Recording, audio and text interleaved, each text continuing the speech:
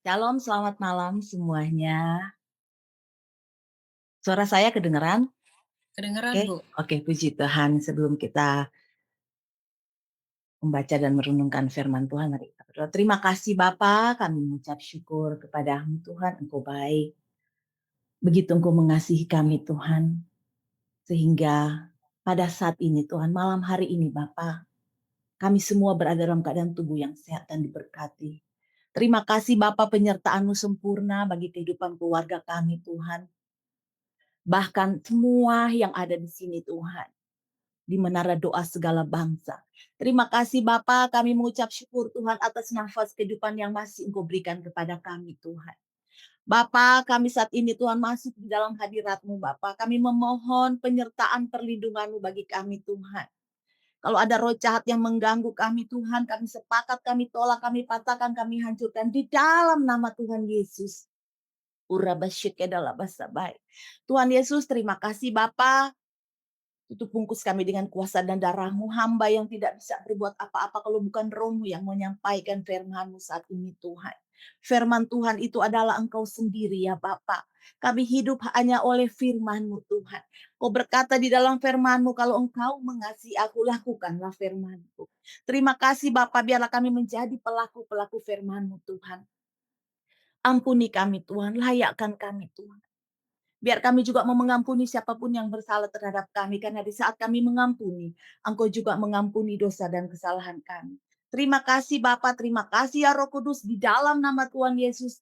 Haleluya, haleluya, sama-sama kita katakan haleluya, haleluya. Amin. Puji Tuhan. Ya, shalom ibu-ibu, bapak-bapak yang dikasih Tuhan Yesus Kristus ya. Senang kita bisa bertemu kembali dan terima kasih juga kepada Tuhan Yesus, juga kepada hamba-hamba Tuhan, juga Pak Hebron, juga Ibu Desi dan juga ibu-ibu semua dan bapak-bapak semua yang di sini yang mempercayakan saya untuk kembali lagi kita mendengarkan firman Tuhan dan selamat kita juga sudah merayakan akan eee, kebangkitan daripada Tuhan Yesus ya. Kita sudah dimenangkan oleh Tuhan, bahkan kita adalah orang-orang yang dimenangkan, bahkan lebih dari pemenang karena kebangkitan Tuhan Yesus. Puji Tuhan, biarlah, kita semua saat ini begitu bersukacita karena darah Yesus, tubuhnya yang mahal yang sudah tercurah buat kita ya, untuk menebus dosa dan kesalahan kita. Saudara, ibu-ibu, bapak-bapak yang dikasih Tuhan Yesus Kristus, pada malam hari ini temanya yaitu bukanlah kehendakku, melainkan kehendakmu lah yang jadi. Kita tahu ini adalah perkataan Tuhan Yesus di waktu di Taman Getsemani ya. Dia berkata di firman Tuhan kita akan baca ya di Lukas 22 ayat 42 dan 44. Bisa ditayangkan mungkin ya.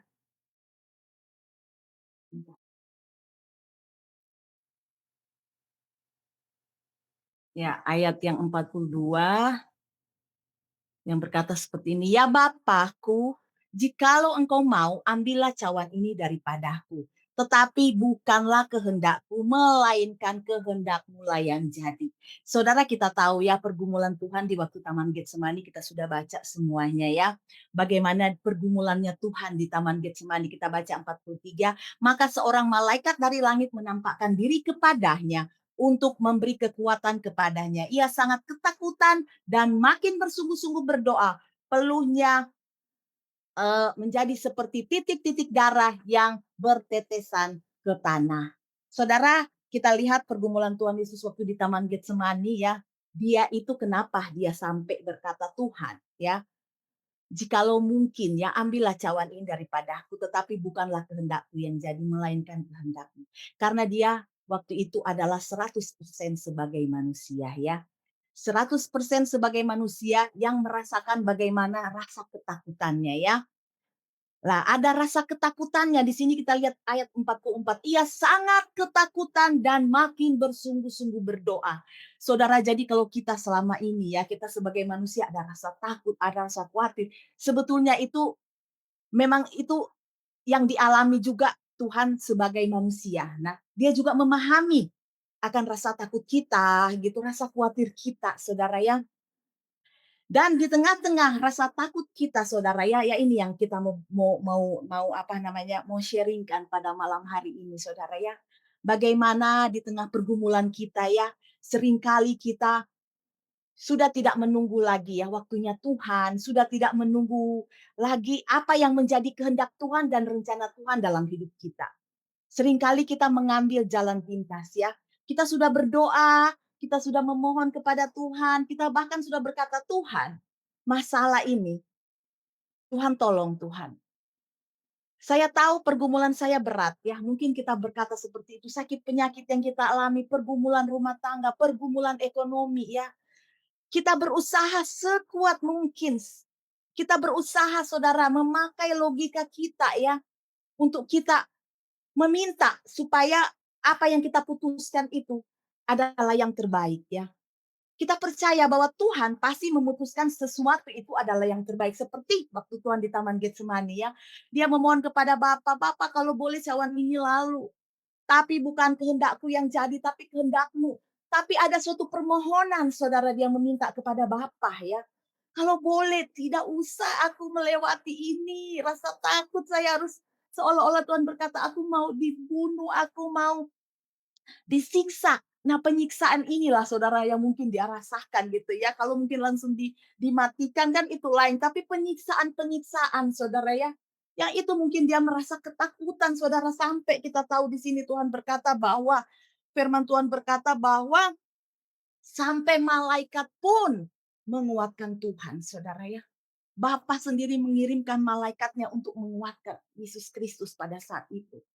Saudara kita percaya, kita juga di tengah pergumulan kita, mungkin kita mengambil sesuatu, kita kita di tengah pergumulan yang bukan biasa-biasa, pergumulan yang mungkin antara hidup dan mati ya. Banyak kali saya temukan anak-anak Tuhan, saudara mereka akhirnya saudara kesetiaan mereka kepada Tuhan. Mereka memulai dari roh. Akhirnya mereka mengakhiri kehidupan mereka ya di dalam Tuhan dengan kedagingan. Karena mereka tidak kuat dengan masalah pergumulan yang mereka hadapi. Mungkin ada sakit penyakit mungkin yang begitu mereka alami. Mungkin kalau ekonomi rumah tangga lain lagi saudara. Tapi kadang-kadang saya perhatikan orang yang sakit itu saudara, dia sudah ke dokter, dia sudah minum obat, dia sudah berdoa, bahkan berpuasa. Tapi dia belum menemukan jawaban itu saudara, sehingga dia mengambil jalan pintas saudara ya. Dia pergi kepada dukun, kepada alternatif. Nah ini saudara ya. Dia mengambil suatu keputusan bukan kehendak Tuhan yang jadi, tapi kehendak dia yang jadi. Ini seringkali kita alami juga saudara kalau kita tidak berakar di dalam Tuhan ya. Kita bisa saja terhilang karena masalah ekonomi juga ya. Kenapa saudara? Kita menunggu jawaban Tuhan, kenapa Tuhan belum jawab? Ya sudahlah, ada kesempatan di perusahaan, di kantor kita bekerja, korupsi aja, ya. Itu mungkin yang menjadi jalan pintas kita. Kita sudah tidak menunggu waktunya Tuhan, kita sudah tidak berkata seperti, "Tuhan bukan kehendakku yang jadi, tapi kehendakmu Tuhan." Tapi kali ini sering kali kita berkata, "Tuhan," tapi kali ini enggak, bukan kehendakmu yang jadi, tapi kehendakku yang jadi. Saya sudah tidak kuat dengan masalah rumah tangga. Saya sudah tidak kuat dengan masalah suami istri saya. Saya sudah tidak kuat dengan masalah rumah tangga ini atau bahkan ekonomi sehingga saudara kita mengambil jalan pintas, ya sudah cerai gitu ya. Kita tidak menunggu, kita tidak mau mengikuti prosesnya Tuhan. Kita mengambil jalan yang pintas itu seringkali saudara, sehingga kehancuran demi kehancuran yang kita alami dalam kehidupan ini. Saudara, bagaimana kita lihat saudara Tuhan itu, kita percaya saudara di saat kita pergumulan berat saudara, kalau saya pernah mengalami bagaimana sakit yang saya alami saudara ya, saya juga mengalami pergumulan seringkali, "Tuhan tolong saya." Sampai saya sudah berpikir, aduh, pokoknya sudah macam-macam di hati saya, di pikiran saya pada saat itu saudara ya. Tapi akhirnya saya cuma bilang, "Tuhan, saya percaya nafas saya ada di tangan Tuhan. Hidup saya adalah untuk Kristus. Hidup saya untuk berbuah-buah roh dalam hidup ini. Dan kalaupun saya mati, itu merupakan keuntungan bagi saya. Itu yang menguatkan saya, saudara. Seperti yang Tuhan alami di Taman Getsemani. Bapak, kalau bisa lalukan jalan ini, saudara bisa bayangkan itu. Kalau kita lihat saudara ya, itu ia sangat ketakutan dan makin bersungguh-sungguh berdoa. Peluhnya menjadi seperti titik-titik darah yang bertetesan ke tanah. Betapa takutnya Tuhan pada saat itu saudara. Tapi kita percaya saudara ya. Kenapa kita tahu bahwa malaikat yang menguatkan dia. Malaikat yang menguatkan dia, saudara. Kita juga percaya kita sekarang ini sudah ada Roh Kudus. Jadi di saat kita mengalami pergumulan, saudara, percayalah Tuhan selalu, Roh Kudus selalu memberikan kita jalan keluar ya. Dia akan menguatkan kita, saudara, di masa-masa kita putus asa. Dia yang akan memberikan ke kita kekuatan, Roh Kudus itu. Kita harus hargai. Kita harus hargai, saudara, pengorbanannya Tuhan Yesus ya untuk kita.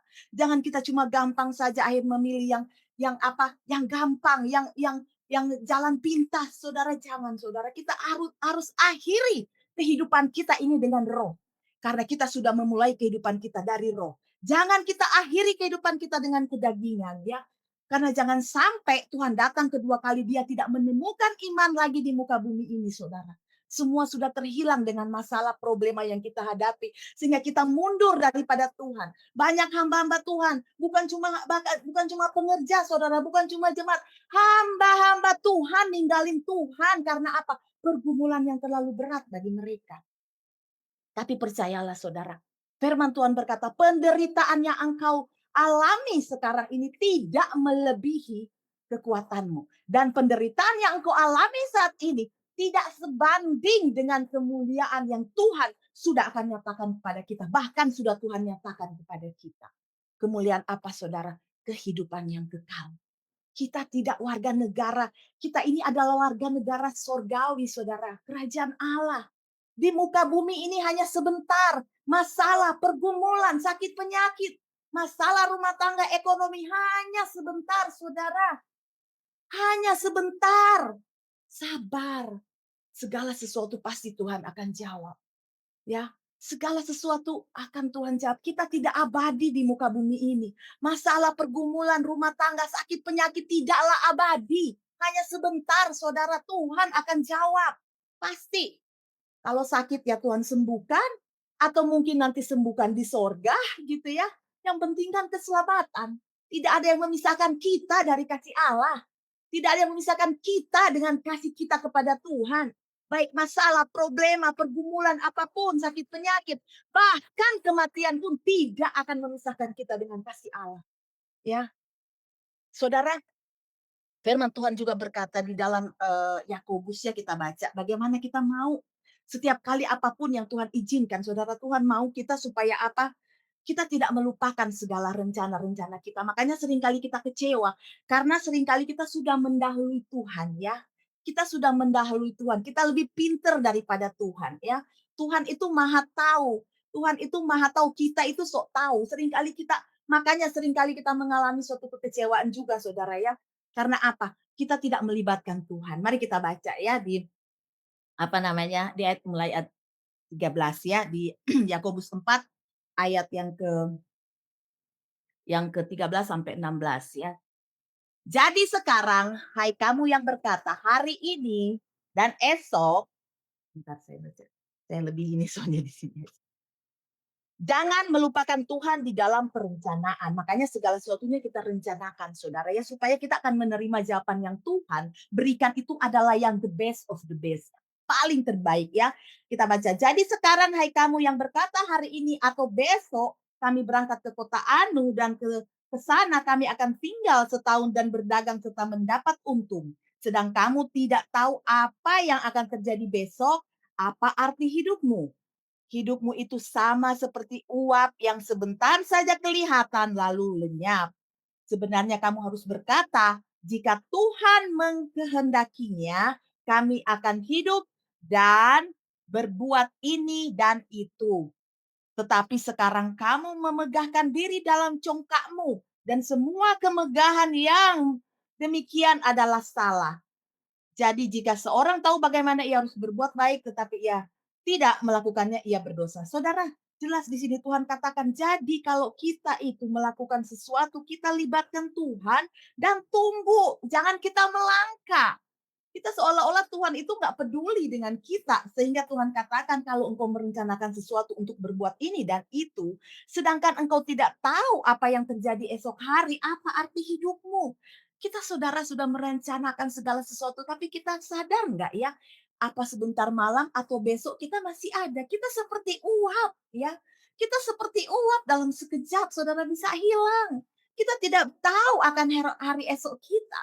Yang tahu hari esok kita adalah Tuhan. Makanya Tuhan katakan di ayat 15, jika Tuhan menghendakinya, kamu akan hidup dan berbuat ini dan itu. Kita bawa bahwa bahkan saya kalau mau pergi ke sesuatu tempat ataupun melakukan apa, saya selalu bilang, Tuhan, kalau engkau kehendaki.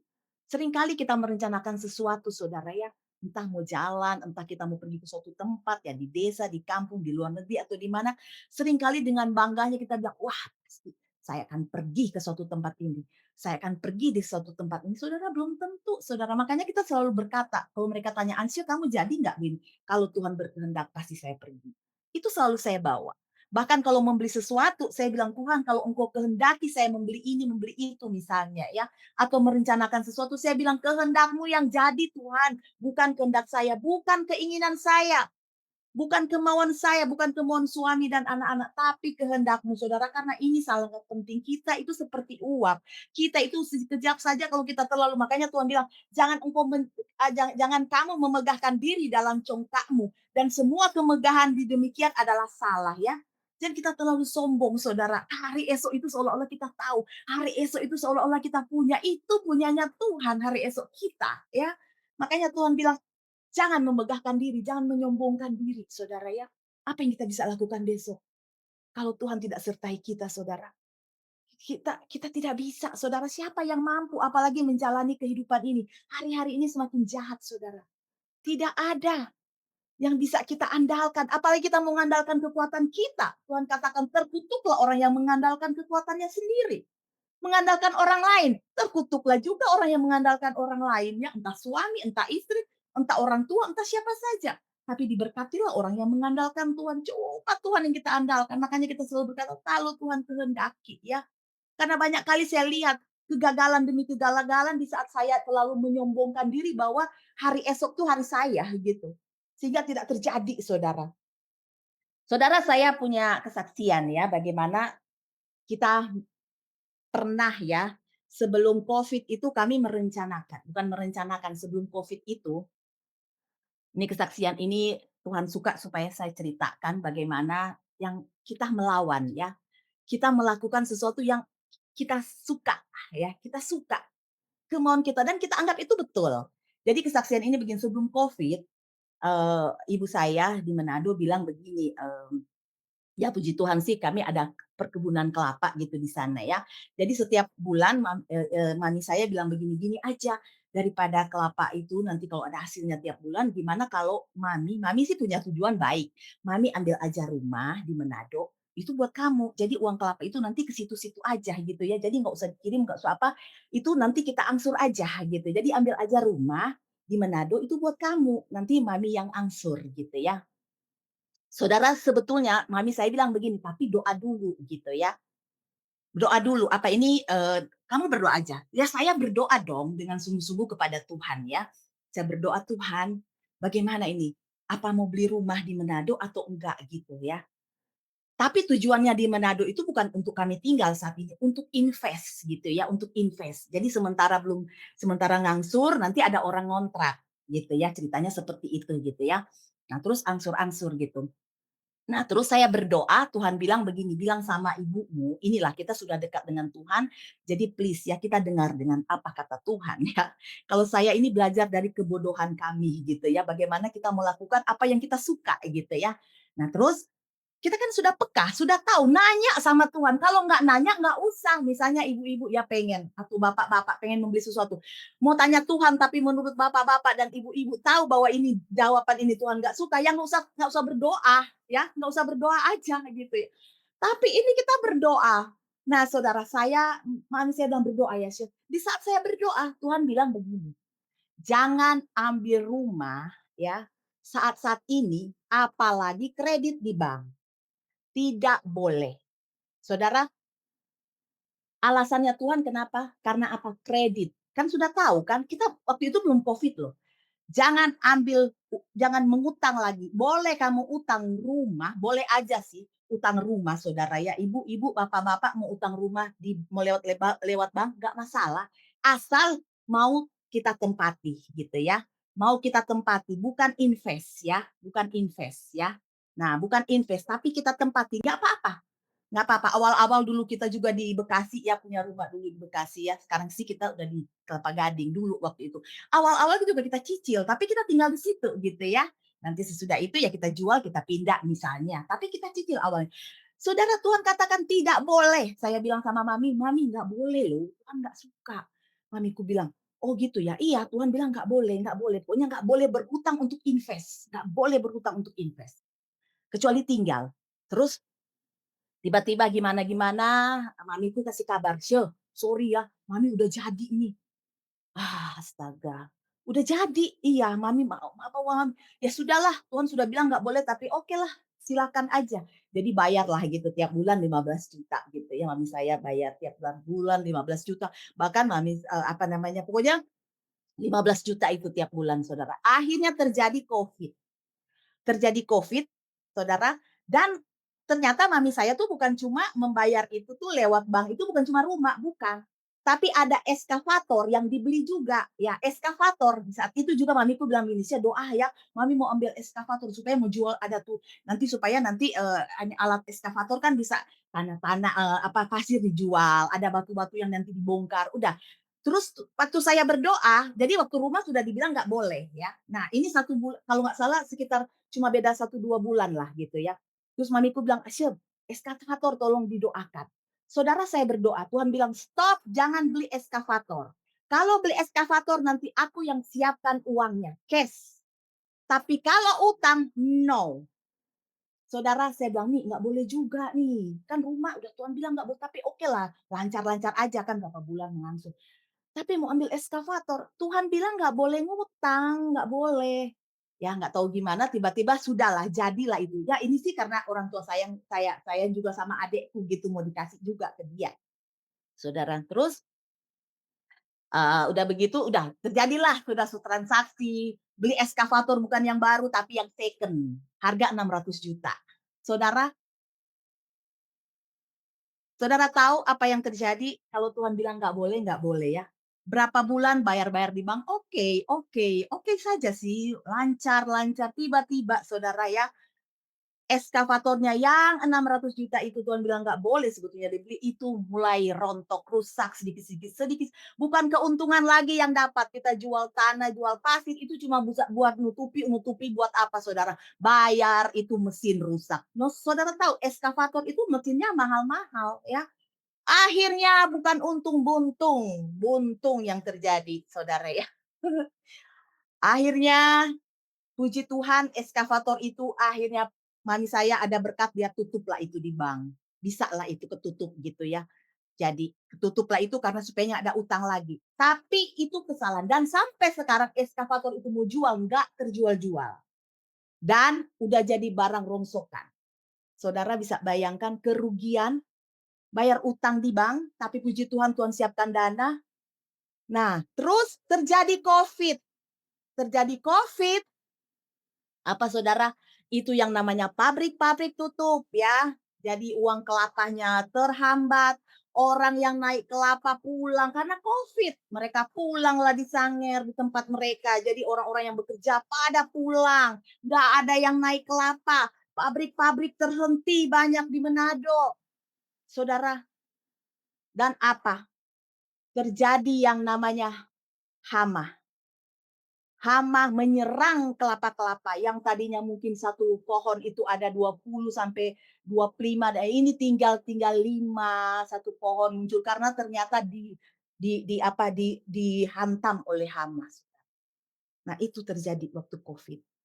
Jadi otomatis kelapa menurun, banyak pabrik yang tutup dan berhentilah membayar di bank, Saudara. Dan apa Tuhan bilang, "Apa aku sudah kasih tahu Covid itu terjadi?" Enggak, tapi aku sudah bilang, "Enggak boleh, enggak boleh." Tuhan nggak jelasin akan apa terjadi di kemudian hari. Tuhan tidak jelaskan 2 tahun lebih itu Covid sama kita, tapi Tuhan sudah bilang, "Nggak boleh." Tapi kita mau mengikuti apa kehendak saya, apa kehendak kita, Saudara. Sekarang kami lagi bergumul, bagaimana? Puji Tuhan, kita percaya bahwa ada mujizat Tuhan ya.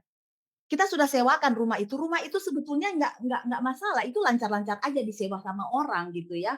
Ada yang nyewa, tapi nggak sesuai dengan apa yang kita keluarkan gitu ya. Jadi itulah saudara, seringkali kita mau melawan Tuhan, Tuhan itu lebih tahu di depan kita, kita aja yang sok tahu gitu ya. Nah, kami belajar dari kebodohan ini, kami minta ampun sama Tuhan, kami percaya bahwa Tuhan sanggup memberikan kami jalan keluar ya. Tuhan pasti sanggup memberikan kami jalan keluar dan kami meminta ampun, kami bilang, "Tuhan, Tuhan inilah kebodohan kami, inilah adalah ketidakdengar-dengaran kami, inilah kami yang selalu mau apa yang menjadi kehendak kami bukan kehendak-Mu." Saudara, dan saya juga punya kesaksian bagaimana saudara yang namanya ayo kita berdoa sama Tuhan, bukan kehendak kita yang jadi, tapi kehendak Tuhan yang jadi ya. Karena kalau kita melangkah, ya itu fatal saudara, saudara bisa bayangkan. Sekarang kita mau jual rumah itu saudara ya, kita sudah store itu sudah 1 M lebih loh. Kita angsur-angsur itu sudah 1 M lebih. Sekarang kita jual itu 750 juta, nggak ada yang nengok. Kita turunin 500 juta, nggak ada yang nengok. Karena masa-masa sekarang masa sulit. Susah orang mau beli.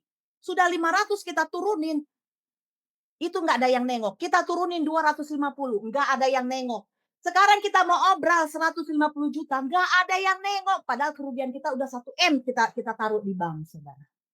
150 aja nggak ada yang nengok loh, saudara. Udah diobral benar-benar itu. Sampai suamiku bilang, "Kenapa kita mesti minta 150? Kasih aja itu kalau begitu, kalau harganya tinggal segitu. Buat apa kita mau terima lagi cuma 150, sedangkan kita sudah kasih 1 M di situ." Tapi saudara inilah, saya tahu Tuhan lagi mengajarkan kita, bayar harga saudara. Saya bilang, "Coba 1 M itu pakai pelayanan. Coba 1 M itu pakai pelayanan," saudara. Tapi itulah ya, biarlah sekarang ini kami memohon kepada Tuhan supaya Tuhan ampuni kami, itu yang paling penting. Ampuni kami dan kami punya percaya bahwa Tuhan pasti memberikan kami jalan keluar, ya. Nah, ada juga bagaimana saudara kita seringkali ya, saya pernah juga kejadian bagaimana ada saudara kami, saudara ya, bagaimana dia itu ya, dia itu pengen ke Amerika gitu, pengen ke Amerika untuk bekerja di sana gitu. Nah, sedangkan dia itu kami sudah berdoa, "Tuhan, bagaimana dengan saudara kami yang mau ke Amerika?" Sebetulnya itu, tanda-tanda itu Tuhan sudah taruh ya, salah satunya dia ngurusin paspornya itu nggak ini, nggak apa namanya, nggak apalah, ditolak lah gitu ya, ditolak gitu ya. Saudara kami ini ditolak, itu sebenarnya tanda dari Tuhan bahwa ya kita boleh coba gitu ya, boleh coba mungkin ya, kedua atau ketiga.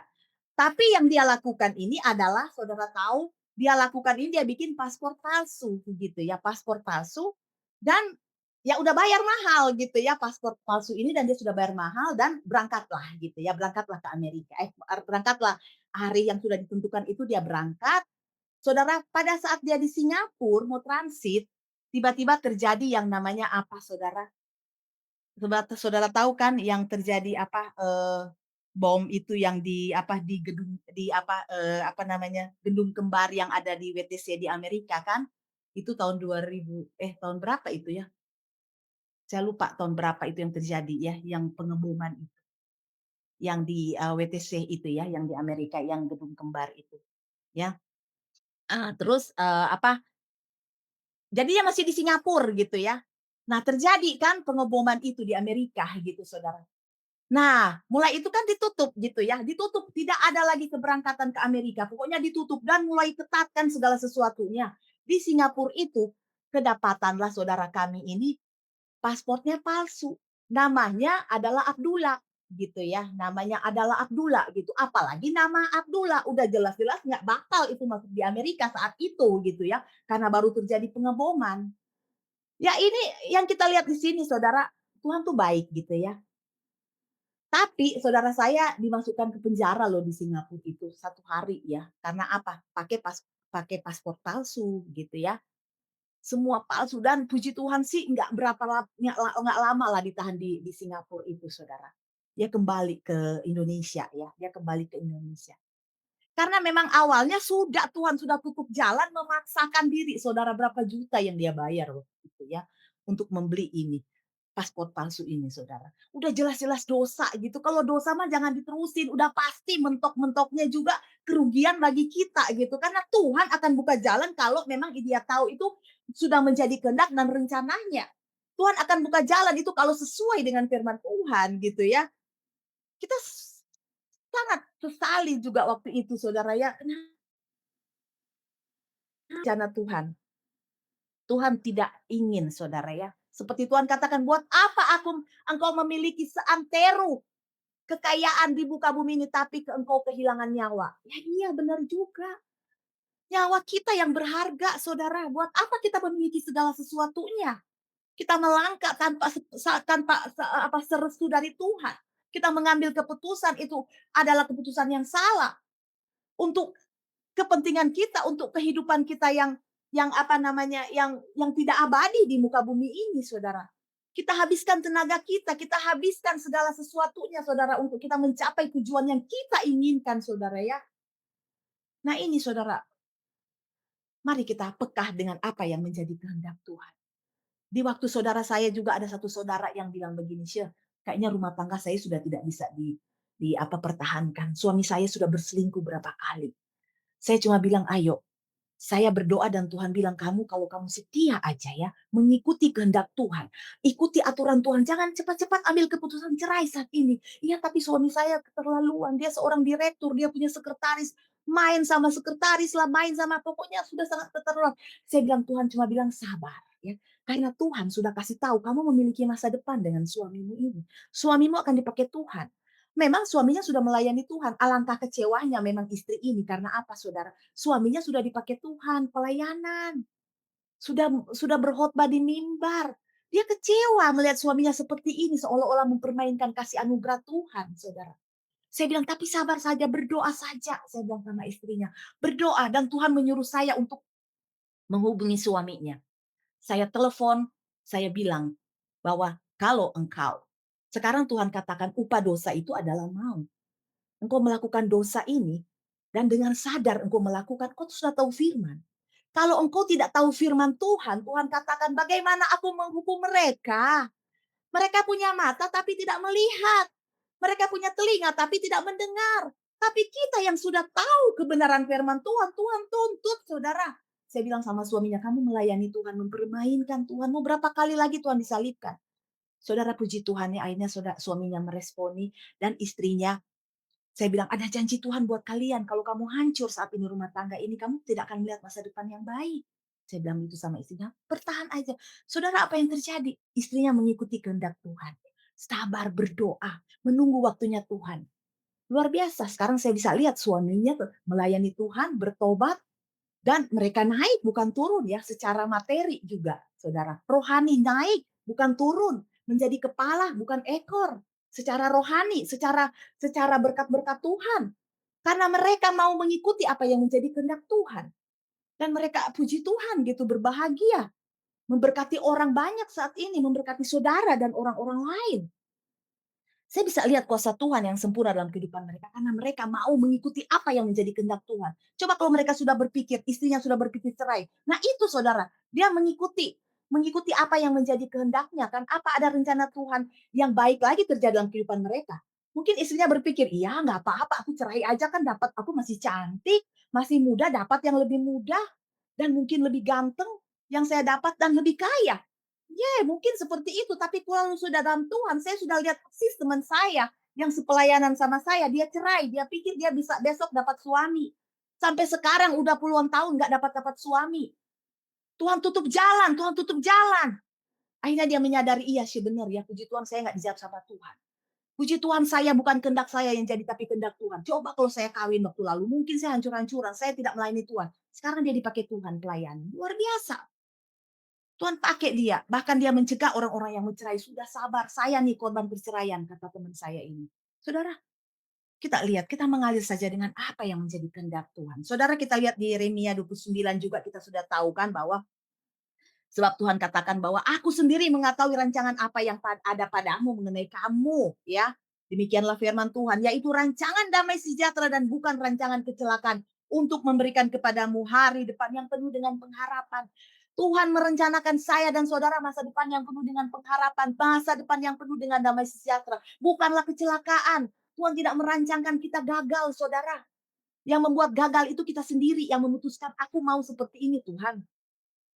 Tapi Tuhan sendiri tidak merencanakan kita gagal. Ada nggak Tuhan merencanakan kita gagal? Enggak, saudara ya. Seperti Tuhan katakan saudara ada di apa? Di Amsal 11 ayat 5 ya. Jalan orang saleh diratakan oleh kebenarannya, tetapi orang fasik jatuh karena kefasikannya. Apa saudara? Kalau kita orang dalam kebenaran, Tuhan ratakan jalan kita. Makanya kita lakukan firman Tuhan. Kebenaran itu adalah Allah sendiri, Tuhan Yesus sendiri. Firman-Nya lah itu kebenaran. Kita lakukan buah-buah roh. Kita lakukan segala sesuatu apa yang menjadi kehendak Tuhan dalam hidup kita. Maka Tuhan katakan orang benar, orang saleh diratakan oleh kebenarannya, jalannya diratakan. Ya, tetapi orang fasik jatuh karena kefasikannya, itu kebodohannya. Kebodohan saya juga waktu kami mengambil keputusan yang salah. Sehingga kami harus rugi dalam waktu cuma berapa tahun, saudara? 4 tahun kami kerugian hampir 1,6 M mungkin ya, dengan yang eskavator itu. Coba saudara bayangkan, dalam waktu cuma sekitar 4 tahun, kita kerugian itu kan itu bukan kecil ya, saudara, yang orang kaya raya mungkin kecil, tapi bagi kami itu ada sesuatu yang besar. Nah itulah karena apa? Ya kita tidak dengar-dengaran apa yang menjadi kehendak Tuhan, apa yang menjadi keinginan Tuhan ya. Di Ayub 42 ayat yang kedua berkata, "Aku tahu bahwa engkau sanggup melakukan segala sesuatu, tidak ada rencanamu yang gagal." Nah ini saudara, udah jelas-jelas Tuhan katakan, "Aku tahu." Ini kata Ayub kepada Tuhan, "Tuhan, aku tahu bahwa engkau sanggup melakukan segala sesuatu." Itu karena apa? Di saat itu Ayub mengalami pergumulan berat dan dia yakin seyakin-yakinnya bahwa Tuhan sanggup melakukan segala sesuatunya. Dan tidak ada rencana Tuhan yang gagal dalam hidup saya dan saudara. Ya. Karena apa? Tuhan sudah berkorban darahnya yang mahal. Dia tebus. Ya. Untuk apa? Untuk masa depan saya dan saudara. Untuk suatu kehidupan yang abadi, yang kekal. Jadi tidak ada rencana Tuhan yang gagal. Semua dia merencanakan kita untuk masuk dalam kerajaannya. Tidak ada rencana Tuhan untuk kita pergi ke neraka. Enggak ada, saudara. Kita aja yang memilih jalan lebar itu, saudara ya. Jalan yang lebar lah yang kita pilih, saudara. Karena kita tidak mau masuk di jalan yang sempit itu. Yang penuh dengan penderitaan. Yang menuju kepada kerajaan Allah. Kita tidak mau Tuhan diproses. Saya tidak mau diproses ekonomi, saya tidak mau diproses dalam sakit penyakit, saya tidak mau diproses dalam rumah tangga. Padahal itu menuju kepada apa, saudara? Proses itu menuju kepada apa? Kesempurnaan.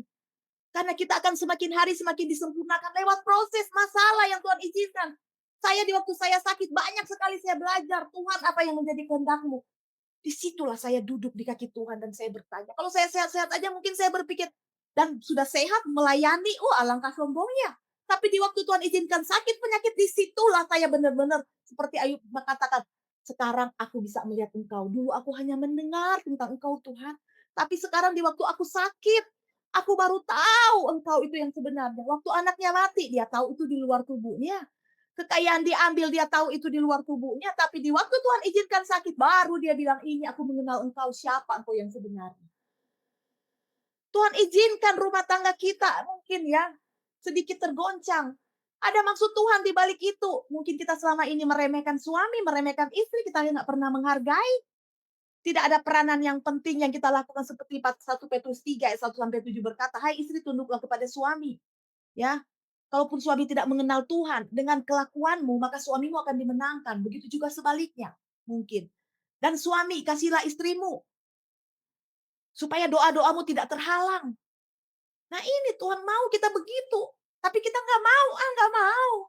Dulu memang saya suka sama dia. Dulu kan dia waktu saya kawin sama dia, dia punya mobil, kendaraan, dia punya segala-galanya, dia bekerja, posisinya bagus. Tapi sekarang kehilangan pekerjaan, saya tidak mau menghormati dia lagi. Dia laki-laki yang tidak berguna lagi, saudara. Saya tidak mau pikul salib. Padahal itulah pilihanmu, kecuali kamu diajak, dipaksa sama orang tua untuk kawin, oke lah, mungkin lah ya, kamu bisa protes, mungkin. Tapi kamu yang pilih, kan sudah jelas waktu kawin, sakit, sehat, tetap setia ya, sakit sehat setia. Mau miskin mau kaya, tetap juga setia ya. Tapi seringkali kita tidak mau, Tuhan itu bukan kehendakku, itu bukan kehendakku. Aku tidak mau mengikuti apa yang menjadi kehendakmu. Saudara, biar saat ini kita mau sadar, mau salah proses yang Tuhan izinkan ini akan membuat kita lebih sempurna di hadapan Tuhan. Karena kita adalah ciptaan Tuhan yang sempurna. Di sorga nggak ada saudara yang tukang selingkuh. Di sorga tidak ada yang mabuk-mabukan, udah sempurna. Di sorga nggak ada lagi yang sakit. Semua sudah sempurna, udah sembuh. Udah sembuh, sudah 100% sempurna. Nggak ada cacat lagi di sorga itu saudara. Makanya disinilah kita dikikis. Ya, dikikislah kita saat-saat ini ya. Mazmur 1 ayat 6 berkata, ya di sini Tuhan katakan bahwa sebab Tuhan mengenal jalan orang yang benar, tetapi jalan orang fasik menuju kepada binasa. Nah ini saudara, Tuhan itu mengenal jalan orang benar. Kita lakukan aja kebenaran karena Tuhan akan meluruskan jalan kita, saudara ya.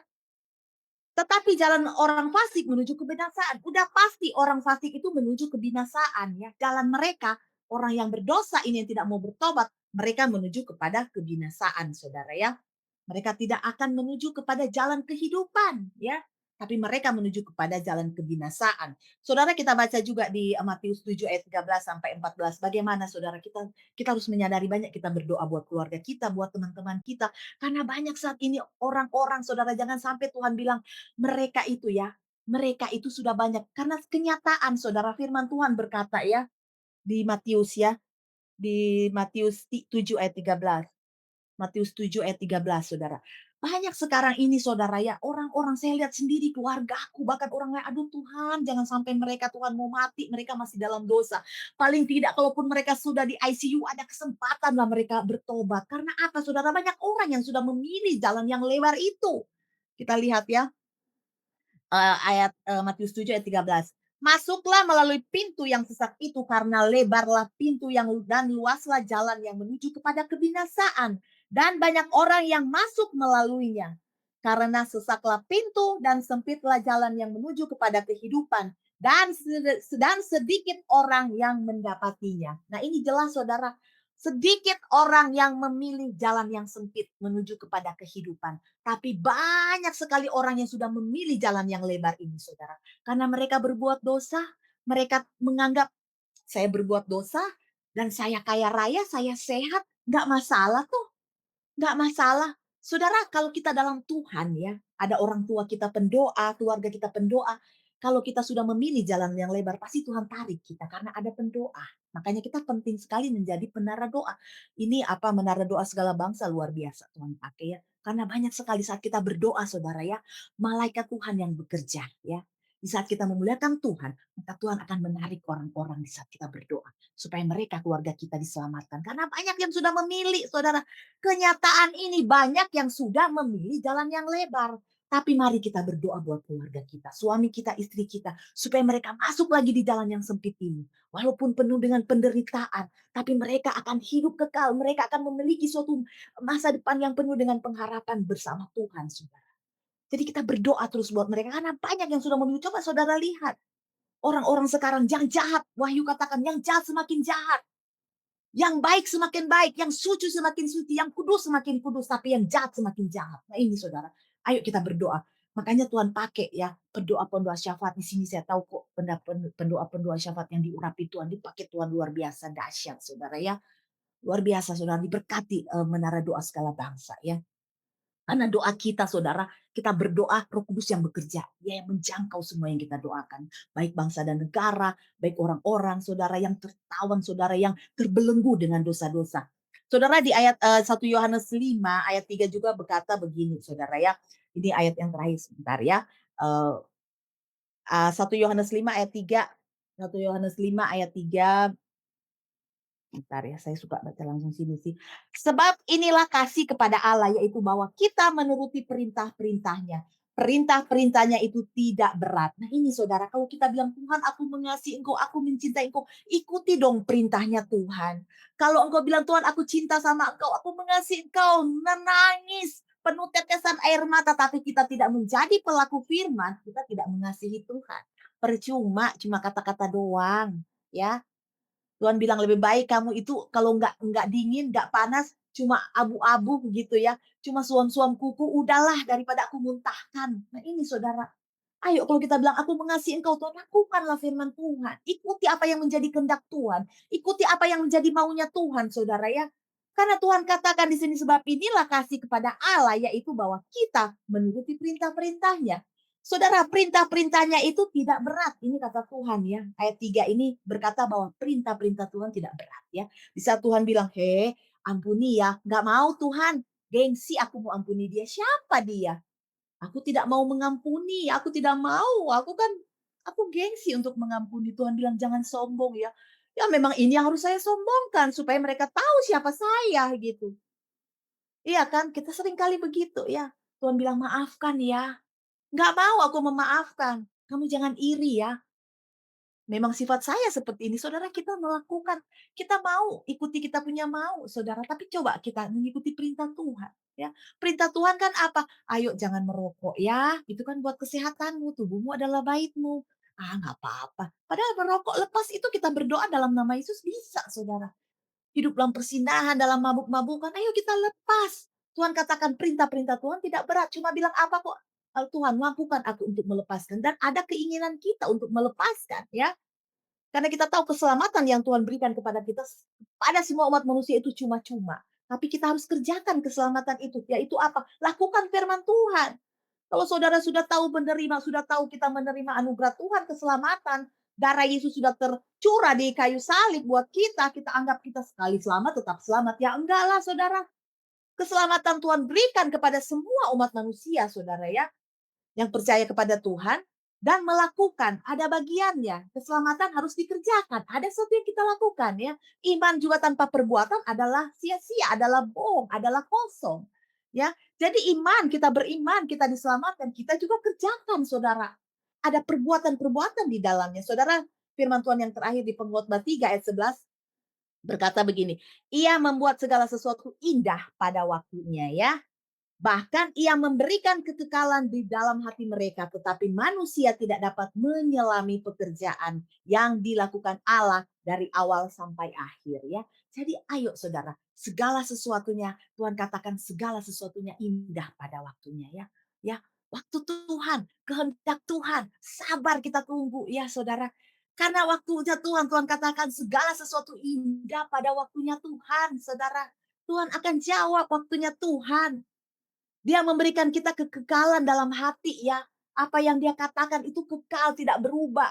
Tuhan berbeda dengan kita. Kita janjikan bisa berubah. Tuhan tidak pernah begitu. Dia janjikan terjadi, saudara. Setiap firman yang dia sudah ucapkan, dia sudah keluarkan buat kita tidak kembali kepada Tuhan. Tapi itu terlaksana dalam kehidupan kita ya. Asal kita sejalan dengan firman ya. Dan Tuhan katakan, tetapi manusia tidak dapat menyelami pekerjaan yang dilakukan Allah dari awal sampai akhir ya. Jadi memang kita tidak bisa menyelami pekerjaan Allah, pekerjaan Tuhan ya, dari awal sampai akhir, karena itu rahasia ya. Makanya kita jalani hidup ini, kita mau katakan, "Tuhan, segala sesuatunya bukan kehendakku yang jadi, tapi kehendak-Mu yang jadi." Karena kami percaya bahwa rencana Tuhan adalah masa depan yang penuh dengan pengharapan. Mari kita berdoa. Terima kasih Tuhan, kami mengucap syukur Engkau baik. Kami percayakan kehidupan kami Tuhan, bukan karena keinginan, kemauan kami Tuhan, tapi serahkan, kami mau serahkan segala sesuatu ada di tangan-Mu Tuhan. Karena Engkau yang paling tahu apa yang terbaik buat kami. Dan kami percaya Tuhan, biarlah kami sabar menunggu waktu-Mu Tuhan, karena waktu-Mu dan kehendak-Mu itu selalu indah pada waktunya. Terima kasih Bapa, di dalam nama Tuhan Yesus, dijamah, diurapi kami semua Tuhan, untuk masuk dalam rencana-Mu. Kami mau berkata, kami mengasihi Engkau, kami harus melakukan apa yang menjadi perintah-perintah-Mu lewat firman-Mu. Di dalam nama Tuhan Yesus, terima kasih ya Bapak, Roh Kudus. Terima kasih ya Tuhan, dalam nama Tuhan Yesus. Haleluya. Amin. Puji Tuhan. Silakan kau kembalikan.